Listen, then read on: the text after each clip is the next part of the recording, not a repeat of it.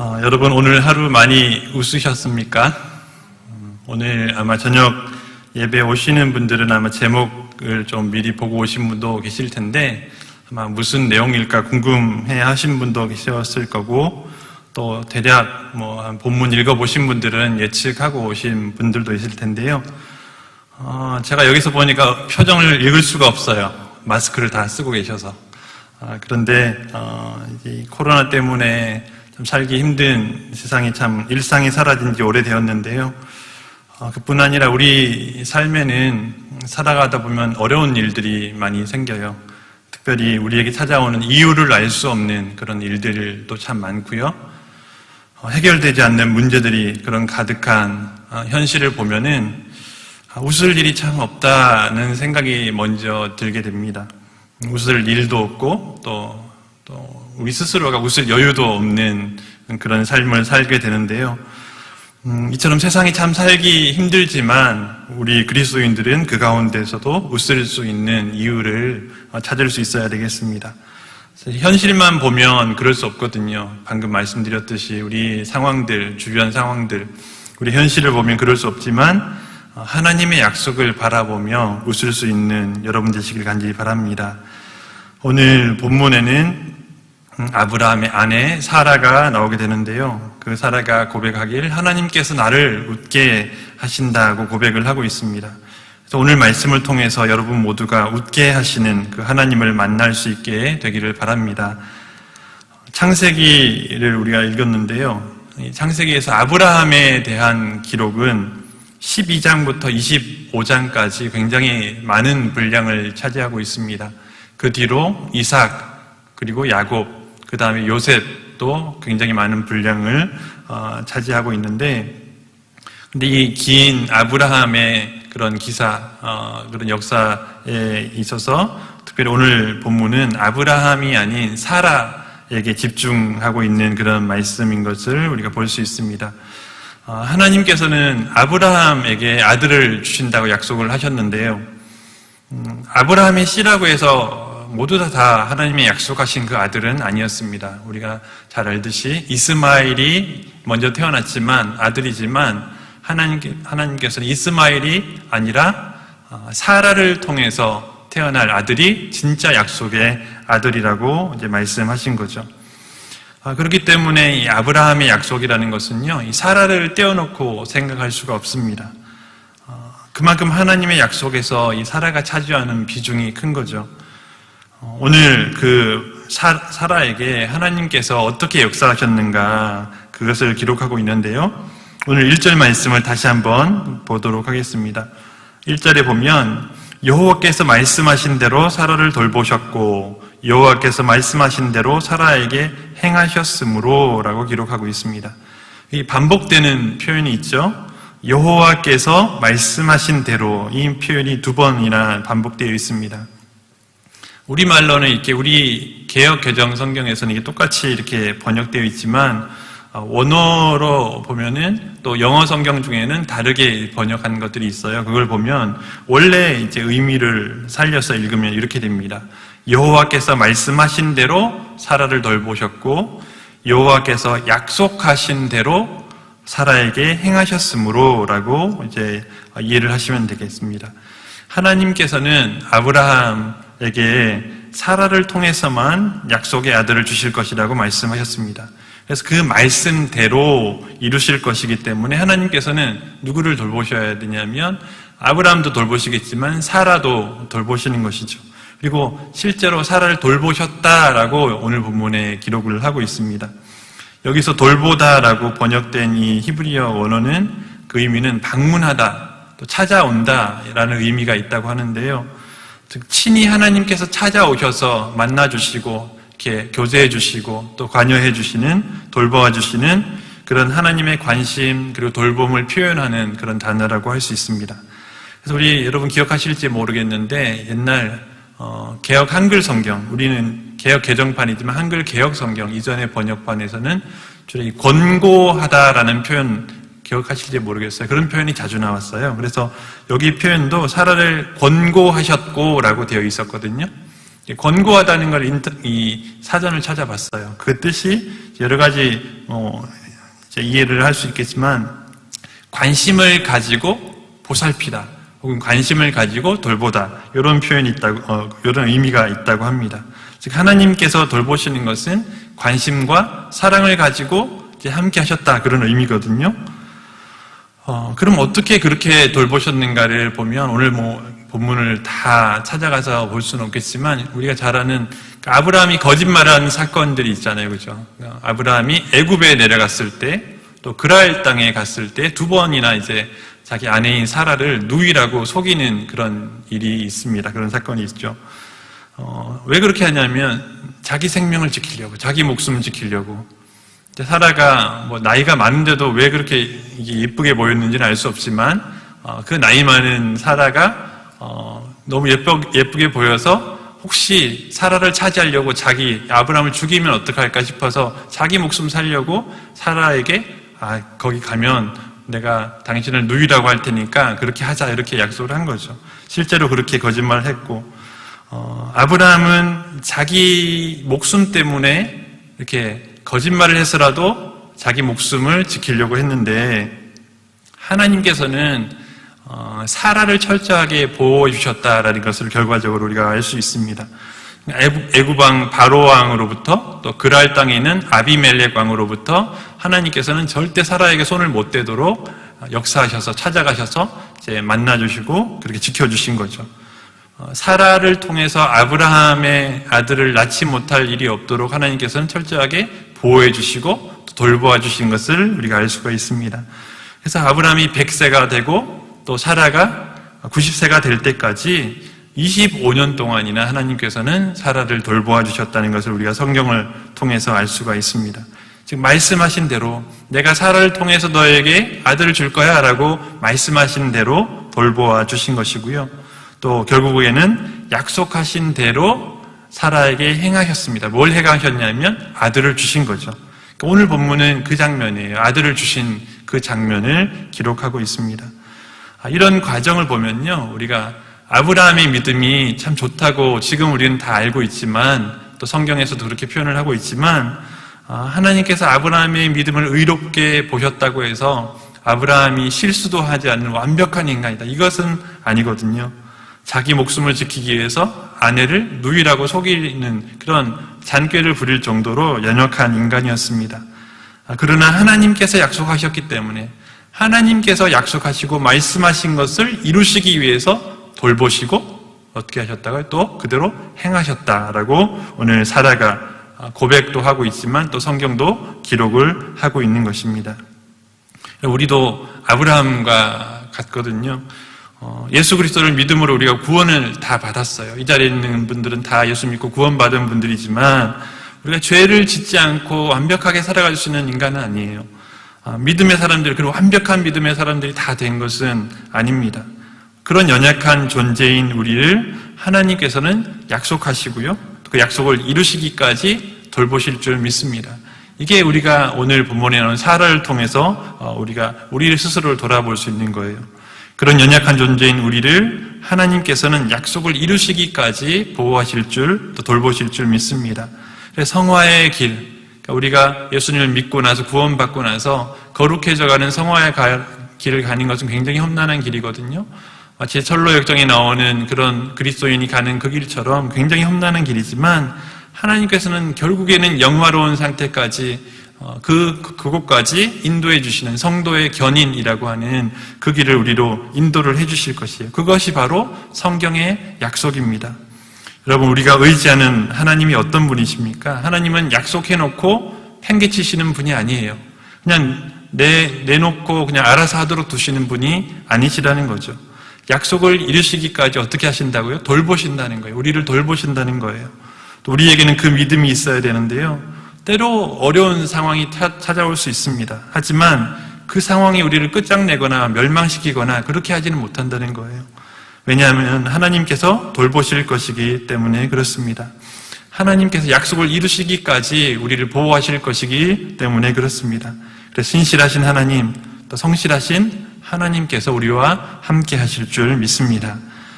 이렇게 하나님께서는요, 말씀하신 것을 이루시기까지 사라를 돌보시고 또 행해 주셨다 했습니다. 그러면 언제 이루셨는가를 오늘 기록하고 있죠. 2절 말씀 보시면 사라가 임신하고 하나님이 말씀하신 시기가 되어 노년의 아브라함에게 아들을 낳으니. 아멘.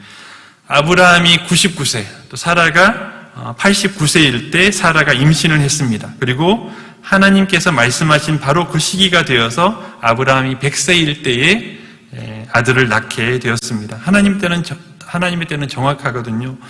아브라함이나 우리들에게는요, 25년, 그러니까 아브라함이 75세에 부르심을 받았어요. 그때부터 100세까지는 25년이잖아요. 25년이라는 기간은 사실 우리 인간에게는 굉장히 긴 시간이에요. 그죠? 아브라함도 마찬가지였을 거예요. 우리도 마찬가지지만. 그러나 하나님께 있어서는 25년이라는 것은 알 수 없는, 예측할 수 없는 그 기간이 아니라 하나님께서는 철저하게 계획하신 또 하나님의 뜻 가운데 있는 시간이라는 거죠. 또 그 계획대로 하나님께서 말씀해 주시는데 한 번에 다 오픈을 해서 그렇게 하시지는 않은 거죠. 물론 하나님께서 처음에 75세 때 아브라함을 부르셨을 때에 세세하게 야, 너 몇 세 때 뭐 하고, 언제 뭐 하고, 언제 뭐 하고, 언제 뭐 하고, 그래서 99세 때 임신하고 100세 때 아들을 낳을 거야. 이렇게 알려주시면 참 좋을 것 같지만 하나님께서 그렇게 하지 않으셨다는 거예요. 그렇게 알려주시면 우리 생각에는 좀 편할 것 같기도 하잖아요. 그죠? 다 미리 알고 계획하고 이렇게 마음의 준비를 하고 할 수 있으니까. 근데 반대로 한번 생각을 해봤어요. 내가 75세인데 25년 뒤에 아들을 낳는다고 생각하면 그때가 몇 살입니까? 100세에 내가 아들, 그 생각을 하면 여러 가지 생각이 들 것 같아요. 과연 100세에 아들을 낳을 수 있을까부터 막 온갖 생각이 다 들겠죠. 더 혼란스러울 것 같기도 합니다. 그럼 한 가지 질문을 드려보면요. 하나님께서 예수님이 언제 오실지 우리에게 알려주시질 않았어요. 그때와 그 시는 알지 못한다. 하나님만, 오직 하나님만 알고 계신다 하셨어요. 왜 안 알려주셨을까? 하나님의 뜻을 우리가 다 알 수는 없지만, 아브라함 이 성경을 보다가 한번 생각을 해봤어요. 왜 아무도 모르게 하셨을까? 아마도 아브라함과 비슷한 이치가 아닐까라는 생각도 해봤습니다. 만약에 예수님의 재림의 시기를 미리 알려주시면 어떤 일이 생길까? 그 시기가 만약 굉장히 빠르다, 혹은 반대로 굉장히 느리다, 이 두 가지를 생각해 봤거든요. 예수님이 오실 날이 굉장히 빨리, 바로 얼마 뒤에 오신다고 하나님이 알려주시면 우리는 아마 패닉 상태에 빠질 거예요. 그리고 세상 일을 다 팽개쳐버리고 옛날 시한부 종말론자들처럼 직장 생활도 팽개치고 일도 다 팽개치고 이제 예수님이 맞을 준비한다고 해서 막 이렇게 세상 다 팽개치고 그렇게 할 것 같아요. 또 반대로 너무 예수님이 오실 시기가 너무 느리다. 그럼 어떤 일이 생길까? 그 시기가 내 생애일 수도 있고요. 아니면 200년, 300년 뒤일 수도 있고. 200년, 300년 뒤면 나하고는 상관없는 일이에요. 나는 그냥 대충 살다 가면 되는 거예요. 그런데 또 내가 살 수 있을 만큼 그 기간 내에 오신다고 하면 지금 좀 대충 살아도 그때 한 1년 전부터 열심히 좀 신앙생활을 해서 혹은 며칠 전부터 열심히 하면 좀 되겠지, 이런 생각도 가질 수 있고요. 여러 가지 다양한 부작용이 나올 것 같아요. 하나님의 뜻을 다 할 수는 없지만 우리가 예수님 언제 오실지 아는 것도 우리에게 전혀 도움이 안 되는 것 같다는 생각을 했습니다. 아브라함에게도 마찬가지고요. 또 우리에게도 마찬가지예요. 내게 어떤 일이 앞으로 일어날까 다 알려주시면 좋을 것 같지만 사실 그렇지 않다는 것을 우리가 경험적으로도 알게 되고 또 생각을 해봐도 또 예측을 해봐도 그런 것 같습니다. 예수님이 언제 오실지 차라리 모르는 것이 늘 우리가 긴장하면서 준비하면서 살 수 있는 그런 마음의 자세가 될 수도 있는 것이고요. 우리가 하나님의 약속을 믿어요라고 하는 것은요, 이런 것 같은 겁니다. 하나님께서 정확한 때를 알려주시지 않아도 기다리겠습니다라고 하는 것과 같은 거죠. 하나님의 약속을 믿어요라는 것은 하나님이 정확한 때를 알려주시지 않아도 제가 기다리겠습니다라고 하는 것을 의미할 수 있습니다. 정확한 때를 알지 못해도 기다리는 것. 여러분, 기다리는 거 잘 하십니까? 우리나라 사람들의 성격이 급해서 참 기다리는 걸 잘 못한다고 하잖아요.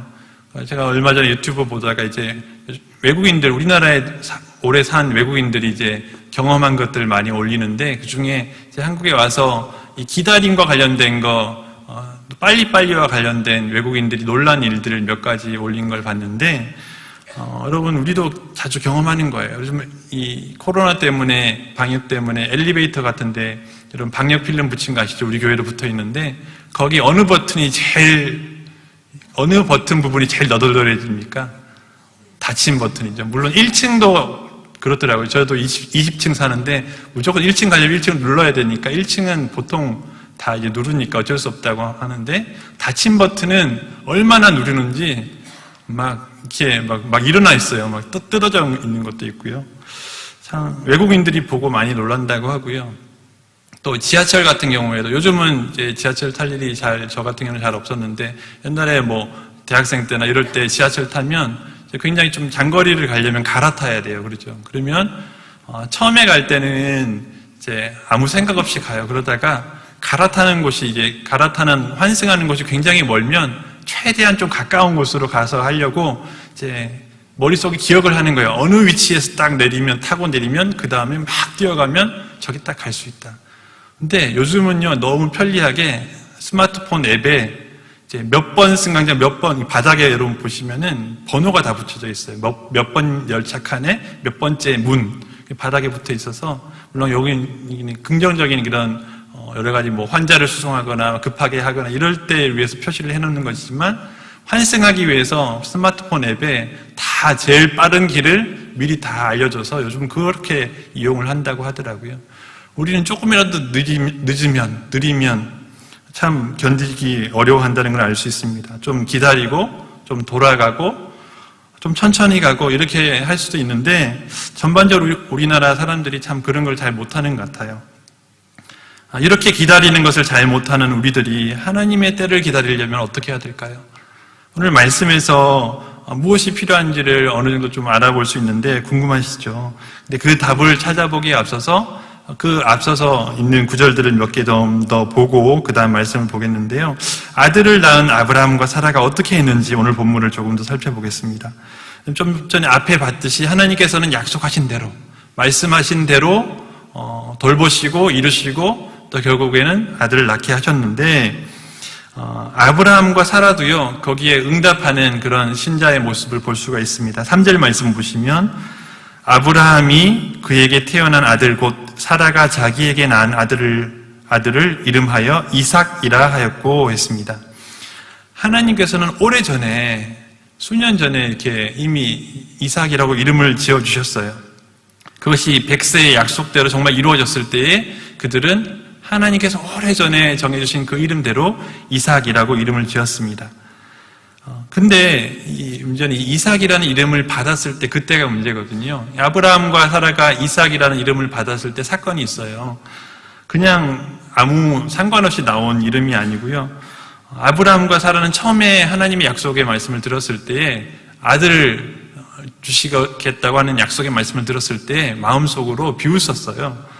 반신반의하면서 농담처럼 받아들인 거죠.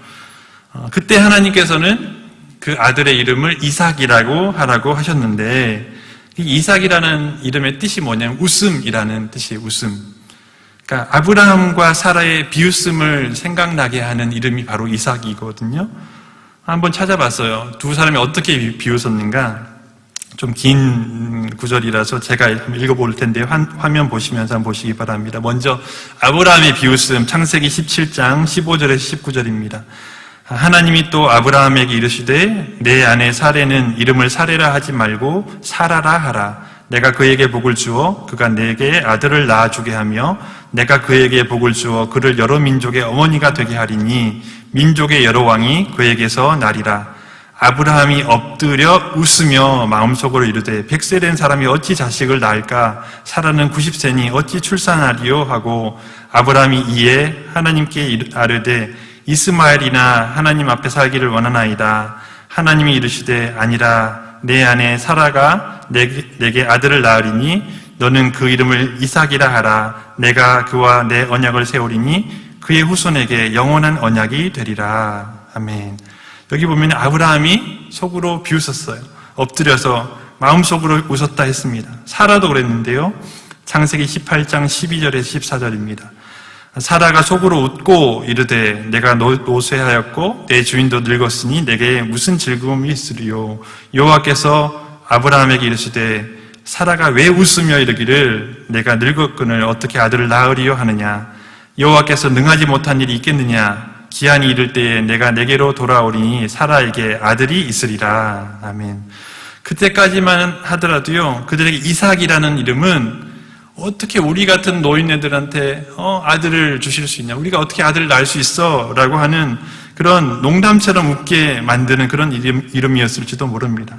근데 오늘 본문에서 정말 아들이 태어났을 때, 그리고 정말 아들을 이삭이라고 지었을 때 아마 여러 가지 만감이 교차했을 거예요. 그때 자기들의 그 연약했던 모습들, 그러니까 부끄러운 모습, 그때는 정말 비웃었는데, 의심하면서 웃었는데 하나님 정말 나를 웃게 하시네, 정말 웃게 하시네, 라는, 정말 하나님이 약속하신 것을 이루시는 하나님이야 라는 것을 깨닫게 되었을 것입니다. 그 다음에 4절에 보시면 오늘 본문 4절에서 이렇게 하죠. 그 아들 이삭이 난 지 8일 만에 그가 하나님이 명령하신 대로 할례를 행하였더라. 아멘. 여러분, 할례라는 것은요, 하나님과 언약을 맺은 하나님의 백성의 징표예요. 이거는 그전에는 없었던 거고, 하나님께서 아브라함에게 처음 약속하시면서 주셨고, 아브라함의 그런 식솔들까지, 그러니까 아브라함과 언약을 맺을 때에 아브라함만 그렇게 하게 한 것이 아니라 아브라함의 가족, 또 식구들 포함해서 모든 식솔들까지, 나그네들, 그냥 아브라함의 그런 공동체 속에 들어있는 모든 사람들이 다 할례를 받게 하셨는데요. 남자들은 아브라함에게 속해 있으면 다 하나님의 백성이 되는 은혜를 주신 거예요. 그러니까 아브라함 한 사람을 통해서 그 아브라함 공동체, 가정, 이 부족 공동체도 구원해 주셨지만, 그 아브라함 한 사람을 통해서 지금 우리까지도 다 은혜를 누리는 줄 믿습니다. 우리가 다 하나님의 자녀, 하나님의 백성인 은혜를 누리게 된 거죠. 그러니까 그게 그냥 된 게 아니라 이 할례를 통해서, 그 당시로는 할례를 통해서 주셨는데, 이 할례를 행한 자는 하나님의 백성이라고 하는 그 울타리 속으로 들어올 수 있는 거예요. 근데 거부하고 안 하는 자는 하나님께서 어떻게 하시냐면 내치겠다라고 하셨어요. 끊어버리겠다 하셨어요. 자, 겉으로 볼 때 행위로, 그러니까 할례라고 하는 행위를 통해서 하나님의 백성이 되게 하는 율법과 같은 그런 행위 언약처럼 보이지만, 사실 거기 속에는요, 믿음이 포함되어 있는 거예요. 내가 하나님의 백성이 되는 것이 하나님의 은혜인데, 내가 최소한으로 할 수 있는 것이 바로 이 할례라는 것을 통해서 내가 하나님의 백성이라고 하는 징표를 내 몸에 지니고 살겠다라고 하는 그런 은혜의 언약이라고도 할 수 있겠죠. 그러니까 하나님을 향한 믿음이 없이는 내가 뭐하러 이걸 해, 이렇게 되는 거죠. 믿음이 없으면 그렇게 되는 거예요. 믿는 자가 할례를 통해서 하나님의 백성 안으로 들어오게 되는 것입니다. 이처럼 아브라함과 사라는요, 하나님의 은혜에 감사하는 마음으로 처음에 하나님으로부터 들었던 말씀을 하나하나 지켜갑니다. 이름도 이삭이라고 짓게 되고요, 또 그 다음에 또 할례도 행하게 되고요. 근데 약속을 지키는 것으로 끝나지 않고 그들이 얼마나 기뻤는가를 표현하는, 노래하는 장면이 바로 오늘 본문에 나오는데, 6절 말씀 보겠습니다. 6절을 읽어보겠습니다. 사라가 이르되 하나님이 나를 웃게 하시니 듣는 자가 다 나와 함께 웃으리로다. 아멘. 이 사라는 지금요, 찬양하고 있는 거예요. 그러니까 자기 스스로 이렇게 기뻐서 하는 말이기도 하지만 하나님께서 하신 일을 지금 찬양하고 노래하는 그런 기분이라고 생각하시면 됩니다. 하나님께서 하신 일, 자기가 임신하고 아들을 낳은 것이 뭐라고요? 하나님께서 나를 웃게 하신 일이다. 하나님께서 행하셨다. 우연한 일이 아니라 하나님께서 행하셨다라는 것을 지금 고백하고 있는 것입니다. 전에는 자신들이, 아브라함과 사라가 하나님을 비웃었지만 지금은 하나님께서 사라를 기쁨으로 웃게 하셨다라는 고백을 하고 있는 거죠. 그래서 이 소식을 들은 모든 사람들도 함께 기뻐할 수 있는 일이다. 왜 사라에게만 그렇게 하시는 것이 아니라 우리에게도, 우리가 믿음으로 기다리고 하나님 언약 안에 들어가게 되면 우리도 하나님께서 이렇게 웃게 하실 것이다. 사라를 보니까 우리가 믿을 수 있다라는 것을 보면서 함께 웃게 하시는 그런 말씀이라는 거죠. 그래서 사라가 아들을 낳았다는 것은요, 사라와 아브라함의 문제뿐만 아닌 거예요. 그들의 문제가 아니라 우리의 문제인 거죠. 우리에게도 동일하게 소망을 가지게 하는 그런 일이라는 거죠. 아브라함에게 약속하신 그 아들 이삭이 태어남으로 인해서 아브라함에게 주신 축복이 정말 이루어질 거예요. 그렇죠? 대를 이어서 바다의 모래와 같이 하늘의 별과 같이 많은 후손들이 나올 것이고, 또 나중에 우리가 알게 되는 것이지만 예수 그리스도께서 바로 그 아브라함의 후손으로 오셔서 우리의 구원자가 되시는 그런 축복의 은혜가 이 가정에 임하게 된 것입니다. 바로 그 축복의 관문이 열리는 순간이 바로 이때인 거예요. 이삭이 태어난 순간, 이삭이 없으면 그 뒤로 아무것도 없는 거예요. 근데 이삭이 태어난 순간 하나님의 약속의 말씀이 정말 다 이루어지게 되는 것이죠. 그래서 그 소식을 듣는 모든 사람이, 지금 우리도 이 모습을 보면서 웃을 수 있는 것, 비웃는 것이 아니라 정말 기쁨으로, 정말 하나님께 감사함으로 웃을 수 있는 장면이 오늘 이 장면입니다. 이처럼 사라에게 하나님은 어떤 분이시냐? 웃게 하시는 하나님이시라는 거죠. 희망 없는 자에게 소망을 주시고, 또 소망으로 끝나는 것이 아니라 약속하신 것을 정말 이루어 주시는, 그래서 소망을 이루어 주셔서 정말 웃게 하시는 그런 하나님이 우리가 믿는 하나님인 줄 믿습니다. 7절 말씀에 또 이렇게 돼 있어요. 또 이르되 사라가 자식들을 젖먹이겠다고 누가 아브라함에게 말하였으리요? 말하였으리요마는 아브라함의 노경에 내가 아들을 낳았도다 하리라. 할머니인 사라가 아들을 낳아서 젖먹이는 일은 우리가 상상조차 할 수 없는 일이에요. 근데 그렇게 아무도 믿을 수 없는 일들을 이루어 주셨고요. 불가능해 보이는 일을 이루시는 그 하나님이신 거죠. 그래서 지금 사라는 큰 소리로 기쁨으로 웃고 있는 것이고요. 또 외치고 있는 것입니다. 여러분, 사라를 웃게 하신 그 하나님께서 우리도 웃게 하실 줄 믿습니다. 우리를 웃게 하시는 하나님인 줄 믿습니다. 세상이 참 절망스러운 시대예요. 그죠? 백신을 맞았다 해도 사실 보장이 안 돼요. 그죠? 돌파 감염이라고 그러잖아요. 벌써 여러 명 돌파 감염이 됐다 하고, 이 일이 어떻게 될지 우리는 지금 알 수가 없어요. 또 문제, 우리 가정의 개인적인 문제도 마찬가지예요. 지금 여러분 가정마다 있는 문제가, 코로나는 그냥 사실 함께 겪는 문제니까 그렇다 쳐도 가정에 있는 문제는 나의 문제잖아요. 개인의 문제잖아요. 건강의 문제, 또 물질의 문제, 자녀의 문제, 관계의 문제, 너무 많아요. 근데 그게 언제 끝날지도 모르겠고 어떻게 될지도 모르겠고 예상할 수 없고, 그래서 좋은 일이 정말 올까, 좋은 날이 우리 집에도 좋은 날이 올까, 이런 생각이 드는 그때에 우리를 웃게 하실 그 하나님을 바라보는 여러분 되시길 간절히 바랍니다. 웃게 하실 하나님을 기대하며 기다리는 것은요, 우리에게 믿음이 있을 때 가능한 거예요. 그냥 단순히 이 글자 하나를 본다고 해서 될 일이 아니라는 거죠. 믿고 기다리면 웃을 날이 오는 것이고요. 믿지 못하면 웃을 날이 없습니다. 한번 따라해 볼까요? 믿고 기다리면 웃을 날이 오지만 믿지 못하면 웃을 날이 없다. 여러분, 우리를 웃게 하시는 하나님의 문제는 결국 믿음의 문제예요. 우리가 믿음으로 기다릴 때 그 약속을, 하나님이 이루시는 약속의 그런 성취를 우리가 경험할 수 있는 거예요. 믿음이 없이 다 하나님을 버리고 떠나가 버리면 아무리 계획되어 있어도 우리는 받을 수가 없는 거죠. 축복을 누릴 수가 없는 것이죠. 여러분, 우리의 삶에 구체적으로 무엇이 어떻게 이루어질지 우리는 지금은 알 수 없어요. 하나님이 딱 이렇게 알려주시면 좋지만, 좀 전에 말씀드렸잖아요. 알려주신다고 다 해결되는 게 또 아니에요. 그러니까 막 너무 알려고 할 필요도 없는 것이고, 지금 하루하루를 어떻게 살아갈까가 참 중요한데요. 우리가 모른다, 다 알 수 없다 할지라도, 언제 어떻게 무엇이 어떻게 해결될지 모른다 할지라도 하나님이 누구신지, 하나님이 어떤 분이신지, 우리를 어떻게 하시는 분인지 돌보시고 행하시고 웃게 하시는 분이라는 그 하나님에 대한 믿음만 가지고 있다면 기다릴 수 있는 줄 믿습니다.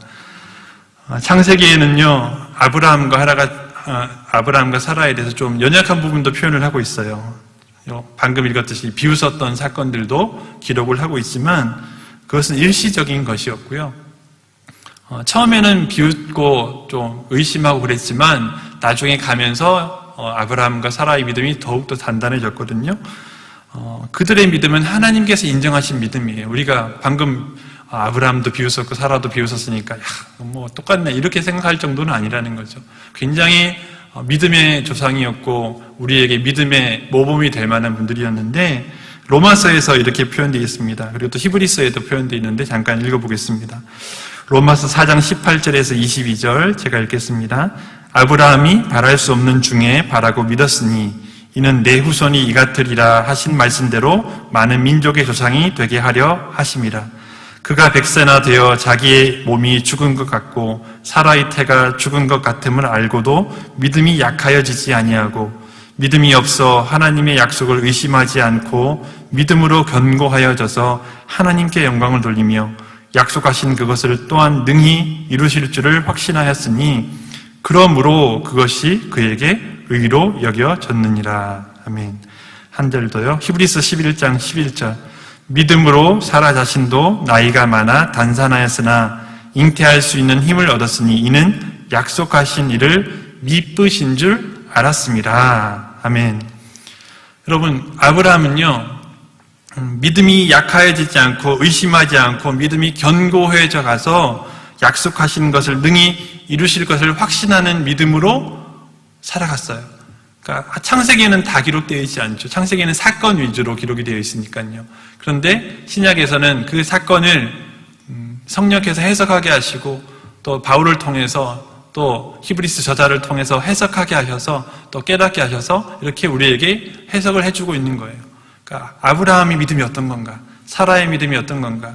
창세기에서는 희미하게 그냥 비웃었지, 또 거짓말도 좀 했지, 그런 인물들이지만 그럼에도 불구하고 그들이 하나님이 인정하신 것은 그들의 믿음을 보셨기 때문이라 했습니다.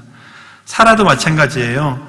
자신이 늙어서 아들을 낳을 수 없다는 것을 알았고 처음에는 좀 의심도 했지만 미쁘신 하나님, 즉 신실하신 하나님에 대한 믿음을 붙잡은 거예요. 여러분, 인간이니까 사라도 아마 연약한 부분들이 있었을 거예요. 근데 끝까지 놓지 않았던 건 뭐냐면 미쁘신 하나님, 신실하신 하나님에 대한 그 믿음을 붙잡고 있었던 거예요. 그러니까 그거 붙잡고 있으니까 현실에서 어려움이 와도 좀 흔들리고 넘어지기도 해도 다시 일어나는 것이고요. 또 견딜 수 있는 것이고 기다릴 수 있는 것입니다. 그 사실을 믿음으로 잉태할 수 있는 힘을 얻었다라고 히브리서에서 기록한 것입니다.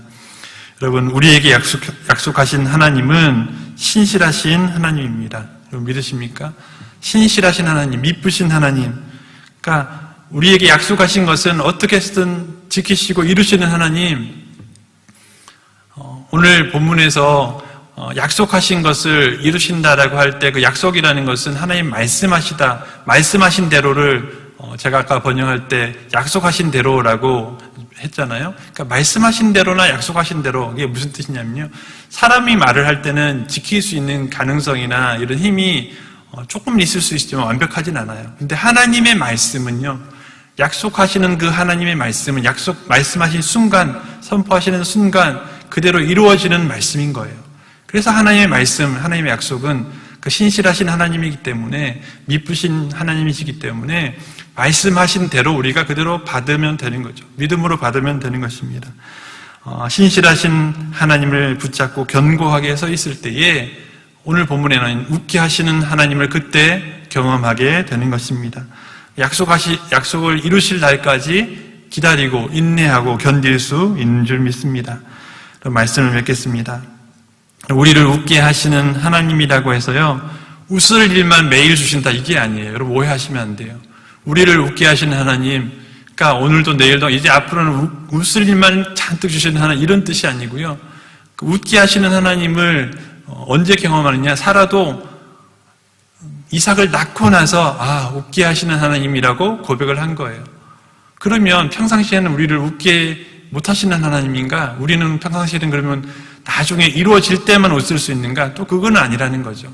그럼 나중에 이루어진 그 당시에 웃을 수 있죠. 당연히 웃겠죠. 그때는 누구나 웃을 수 있어요. 좋은 일이 생기면 다 누구나 웃습니다. 좋은 일이 생기는데 기쁨의 눈물이 있을 수도 있죠. 근데 좋은 일이 생기면 믿음의 사람이든 안 믿는 사람이든 다 웃을 수 있어요.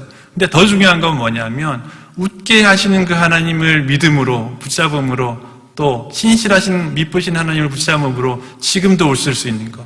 지금도 정말 얼굴에 웃음이 나올 수 없지만 그럼에도 불구하고 웃게 하실 하나님을 그 날을 기대하며 소망하며 기다릴 수 있는 것, 인내할 수 있는 것, 그것이 바로 우리를 웃게 하실 하나님을 믿는 믿음의 사람인 줄 믿습니다. 이 기다림은요, 신실하신 하나님의 말씀을 붙잡는 거예요. 아까 말씀드렸잖아요. 신실하신 하나님의 말씀을 붙잡는 거예요. 왜 그 말씀을 붙잡을 수 있는가? 하나님의 말씀은 말씀하시는 순간 성취를 다 포함하고 있는 거예요. 우리 머리로는 이해할 수 없죠. 우리 개념하고 다르잖아요. 우리가 말한 것은 내가 어떻게든 해야 이루어져야 그게 이루어지는 거지만 하나님의 말씀하시는 순간 이미 성취하시는 그 말씀인 거예요. 그래서 히브리어로 이렇게 말씀하시라는 걸 여러 가지 있지만 그 중에 하나가 오늘 말씀하신 대로 앞에 말씀하신 대로는 일반적으로 말하는 것을 표현하는 단어고요. 뒤에 말씀하시는 대로는 하나님의 선포하시는 말씀, 약속의 말씀, 그냥 꼭 이루시는 말씀, 하나님께서 행하시는 말씀, 그런 말씀인데 하나님은 그러신 분인 거예요. 그런 분인 거예요. 그래서 우리가 웃게 하실 하나님을 믿는다고 할 때 단순히 하나님의 이름만을 말하는 것이 아니라 하나님의 말씀을 붙잡는 것이에요. 그래서 나를 웃게 하실 하나님을 기대하며 하나님의 약속의 말씀을 계속해서 듣고 그 말씀을 마음에 새기고 그것을 붙잡는, 그 말씀을 붙잡는 것, 그게 바로 믿음의 사람인 줄 믿습니다. 하나님의 약속의 말씀 앞으로 매일매일 나올 수 있는 여러분 되시기를 간절히 바랍니다. 그러면요, 웃을 수 없는 상황에서도 웃을 수 있는 그런 인내, 또 그런 능력이 생겨나는 것이고요. 또 그것은 기다릴 줄 아는 자의 여유에서 나오는 웃음이에요, 여러분. 아까 말했잖아요. 우리 참 기다리지 못한다는 거. 우리는 참 성격적으로 기다리지 못하는 사람들이지만 언제 그렇게 기다릴 수 있는 여유가 나오느냐? 다 알고 있을 때. 근데 그 안다는 것이 몇 날, 며칠, 이게 일어나는 게 아니라 하나님이 나와 함께 하시고, 웃게 하시는 하나님이 나와 함께 하시고, 사라를 25년간 돌보셨던 그 하나님께서 우리 집안, 우리 가정이 나를 얼마나 걸릴지는 모르지만 그 과정을 그렇게 보호하시고 돌보실 거야.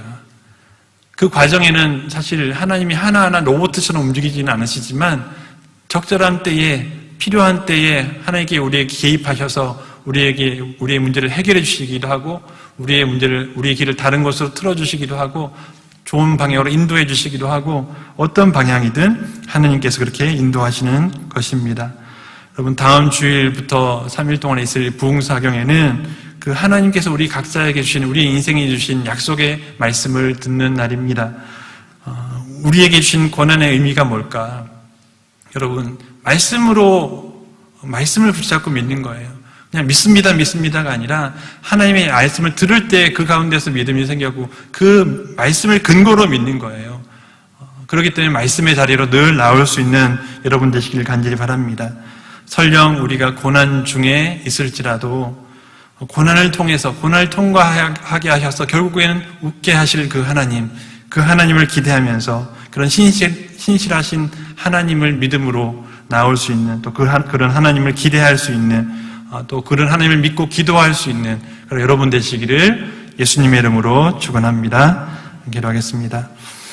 하나님 아버지, 은혜를 감사합니다. 오늘 말씀처럼 하나님, 사라를 웃게 하신 하나님께서 저희들의 인생에도 웃게 하시는 하나님인 줄 믿습니다. 지금은 고난과 어려움 중에 있을지라도 하나님 그 말씀하시는 그 하나님을 믿음으로 하루하루 살아갈 수 있도록 저희들을 기다릴 수 있는 믿음을 주시도록 하나님 도와주시옵소서. 예수님의 이름으로 기도하옵나이다. 아멘.